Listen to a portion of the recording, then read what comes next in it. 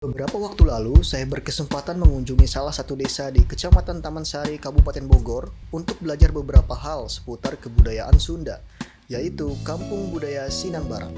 Namanya juga Kampung Budaya. Melihat kebudayaan tentu menjadi destinasi utama di tempat ini.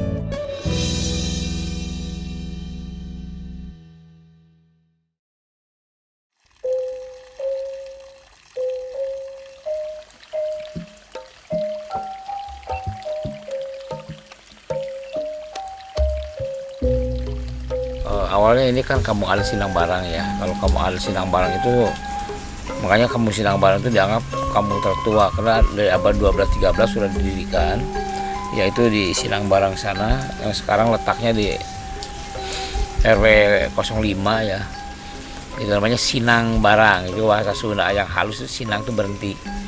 Barang itu masalah duniawi atau keramaian gitu. Sinang Barang itu lebih dekat dengan Keraton Pajajaran. Kenapa? Karena setelah didirikan memang yang pendirinya itu adalah masih dari keraton juga, dari Galuh awalnya. Seperti yang tertuang di dalam pantun Bogor dan Babad Pajajaran, Sinang Barang dipercaya sudah ada sejak zaman Kerajaan Sunda kurang lebih di abad ke-12. Sinang Barang ini juga dahulunya berdiri kerajaan bawahan Prabu Siliwangi dengan Kuta Barang sebagai ibu kotanya.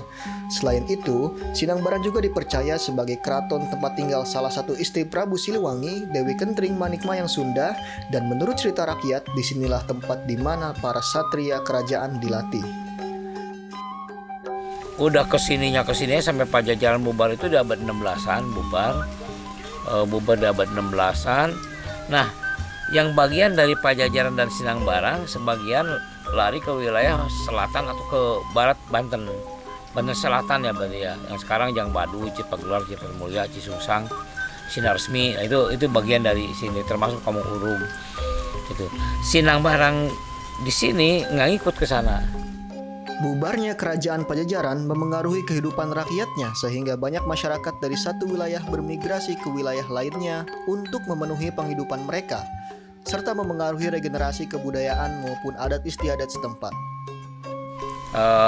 Sinang Barang dari zaman itu terus sampai kepala adat yang terakhir itu di tahun 1970-an. Itu namanya Pak Etong Sumewijaya, waktu itu meninggal di tahun 1970-an. Jadi tidak ada yang meneruskan masalah adat. Jadi adat ini dipegang oleh kepala desa. Ya seolah-olah menganggapnya Serentown tuh punya pemerintah gitu istilahnya, padahal bukan gitu ya. Karena di sini ada Pajajaran Serenpapan menceritakan Pajajaran, Lancamaya, Sinang Barang. Siapa tahu Sinang Barang itu ya.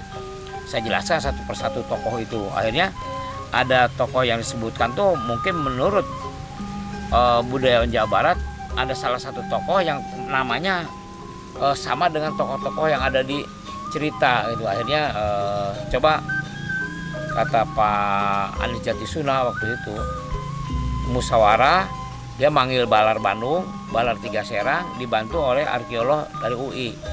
Akhirnya mengadakan penelitian di Sinang Barang. Ternyata nama-nama tersebut ada di situ. Berjarak sekitar 5 km dari pusat kota Bogor, Kampung Budaya Sinang Barang terletak di Desa Pasir Erih, Kecamatan Taman Sari, Kabupaten Bogor. Meski jaraknya tidak terlalu jauh dari pusat kota, namun ketika menuju lokasi, pengunjung harus melewati jalan yang berkelok dan disarankan menggunakan kendaraan roda 2 atau sepeda motor. Sebagai perkampungan yang masih memegang teguh tradisi dan adat istiadat leluhur, bentuk bangunan rumah dibuat sedemikian rupa sehingga tampak seperti masa silam. Cerita zaman Pajajaran, saya ngelihat rumahnya kok rumahnya udah pada modern, jadi kurang pas ya. Bisa nggak diubah? Waduh Pak, kalau harus mengubah masyarakat kan bukan sedikit, istilahnya udah banyak. Nah solusinya gimana tuh ya? Punya lahan kosong nggak, kata Pak Gubernur waktu itu. Lahan kosong sih ada Pak, kurang lebih lah bangsa 1 hektar mah. Ya udah, kalau memang ada lahan kosong itu punya keluarga besar adat, dibangun aja di situ. Memasuki Kampung Budaya, pengunjung akan menyaksikan Imah Gede, yaitu rumah besar yang biasa digunakan sebagai tempat berkumpul dan bermusyawarah masyarakat dengan ketua adat dan para kokolot.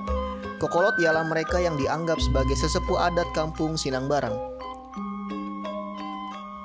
Ahmad Mekami Sumawijaya membangun kampung sejarah dan budaya itu di lahan seluas 8.600 meter persegi.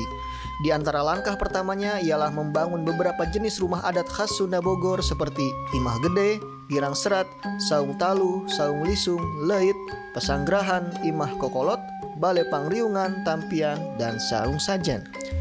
Dia juga mulai menghidupkan kembali tradisi lokal setempat seperti Serentaun, Parabut Seeng, Malam Opatulasan, Rebokasan, dan Angklung Gubrak.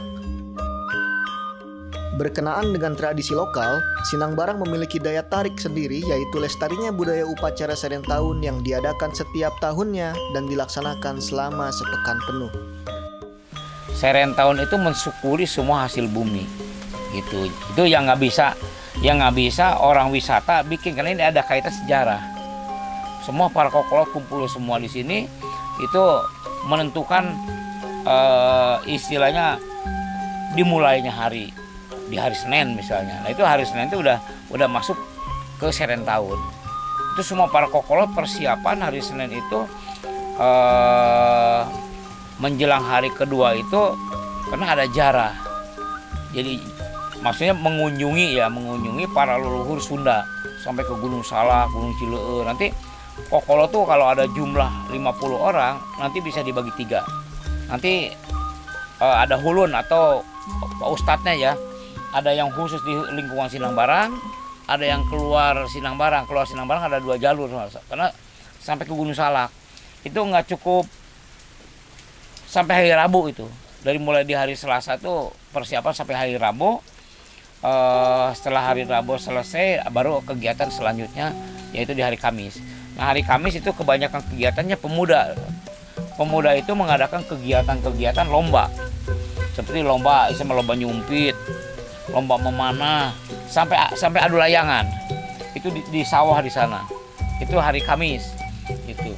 Nah, hari selanjutnya ke hari Jumat. Hari Jumat itu ada ambil air Kukulu.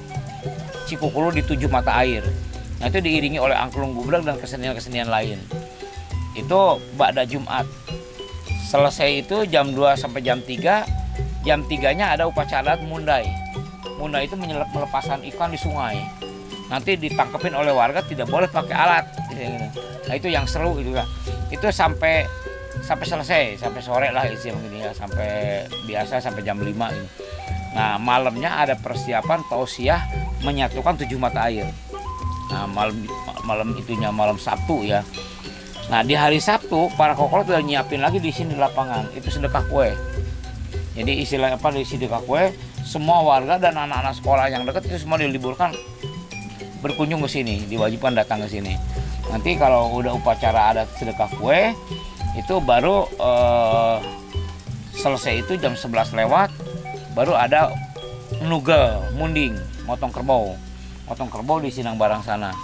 Jadi nanti si dagingnya itu di hari itu juga yang seperapatnya dibawa ke sini dan kepalanya buat istilahnya makan bersama menyambut tamu lah gitu. Sebagiannya dibagiin sama yang membutuhkan, ya, yang membutuhkan. Nah itu sampai selesai malam minggunya ada pertunjukan kesenian. Ya tentunya yang diutamakan kesenian yang hasil dididik di kampung budaya ini. Tapi tidak menutup kemungkinan ada juga orang yang datang yang nyumbang dari tetangga-tetangga kampung.